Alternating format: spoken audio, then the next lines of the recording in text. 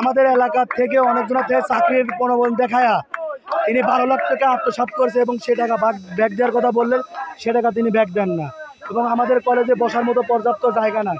আমাদের প্রতিদিন ক্লাস হওয়ার কথা একসঙ্গে 6টা করে, কিন্তু ক্লাস হয় প্রতিদিন একসঙ্গে 2টা করে, আর সবগুলো বসে থাকে, ক্লাস হয় না। দুর্নীতি চলবে না। 17 বছর ধরে সাবেক মেয়র জাকির কলেজে আসে না, সিগনেচার নাই।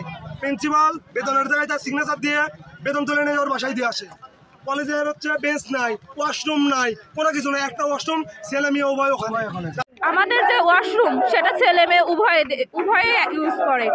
তো আমাদের কলেজ অনেক পুরাতন, আর আমাদের কলেজ থেকে বোটপাড়া কি রাজাপুর কলেজ এগুলো অনেক পরে হয়েছে, কিন্তু ওই কলেজগুলো আমাদের কলেজ থেকে অনেকে উন্নত হয়ে গেছে।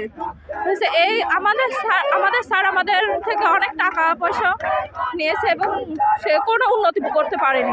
ততক্ষণ পর্যন্ত আমাদের ইউনুস স্যার এবং প্রশাসনে কোনো প্রকার লোক যদি না আসে, প্রশাসন থেকে যদি না আসে, ততক্ষণ পর্যন্ত আমরা আমাদের আন্দোলন চালাই যাব। এতে যা আছে তাই হবে।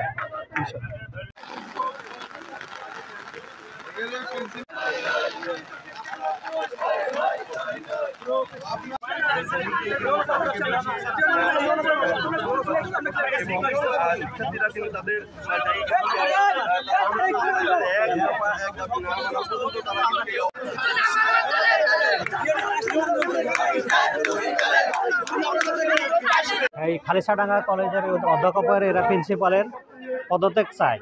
এই উত্তরপরে যদি আমাদের ইউনুস স্যার দ্রুত পদত্যাগ করে, তারপরে সে সুনিশ্চিত করে, এই ক্ষেত্রে তারা রাস্তাটা ক্লিয়ার করে দেবে। এটা আমার জানাইছে ছাত্রদের পক্ষ।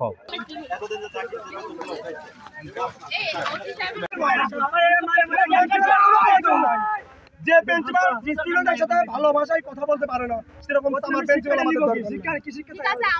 ওরকম প্রিন্সিপাল লাগবে না, কলেজ দরকার বন্ধ করে। প্রত্যেকটা জিনিসের তো আইন কানুন আছে। আমরা তো চাইলে যদি আমরা সবকিছু এভাবে মব জাস্টিসের মাধ্যমে হয়, তাহলে তো পৃথিবীতে কোনো কিছুই টিকবে না। খালি সবকিছুতেই যদি আপনারা এভাবে দাঁড়িয়ে যান, তাহলে কি কোনো আন্দোলন, মানে আপনারা আন্দোলনের মাধ্যমে যে সংস্কার চাচ্ছেন সেটা কিন্তু ফলপ্রসূ হবে না। এবং একসময় দেখবেন আপনি যেখানে দাঁড়াচ্ছেন আপনার বিরুদ্ধে মানুষ আন্দোলন করে যাচ্ছে, কিন্তু এটা ন্যায় বিচার না। তাহলে ন্যায়ের স্বার্থে কথা বলতে হবে।